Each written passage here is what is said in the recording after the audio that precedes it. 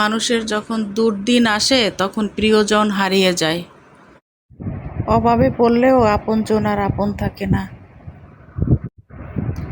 তারপরও আল্লাহর উপর অনেক বিশ্বাস, একদিন সুসময় আসবেই, আবার জীবনের চাকা ঘুরে যাবে।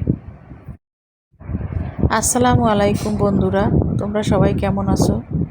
আজকে অনেক দিন পর তোমাদের সামনে একটি রান্না নিয়ে এসেছি, যদিও খুব সাধারণ একটা রান্না, কিন্তু আজকে আমার মনটা ভালো না, তারপরও তোমাদের সাথে শেয়ার করার জন্য এসেছি। যদি ভালো লাগে তোমাদের সাথে গল্প করে। কি রান্না করব তাই চিন্তা করলাম, ছাদে গিয়ে দেখলাম কয়েকটা বরবটি হয়েছে, তাই পেরে নিয়ে আসলাম। চিন্তা করলাম এটা দিয়ে রান্না করব আর তোমাদের সাথে শেয়ার করব।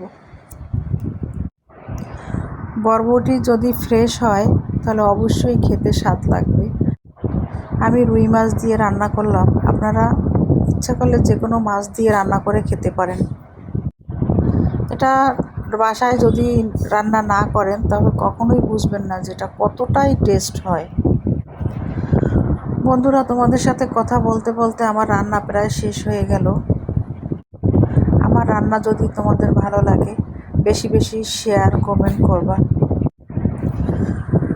তোমাদের বেশি বেশি শেয়ার, লাইক, কমেন্ট দেখে আমার খারাপ মনটাও ভালো হয়ে যায়। আল্লাহ হাফেজ, সবাই ভালো থেকো।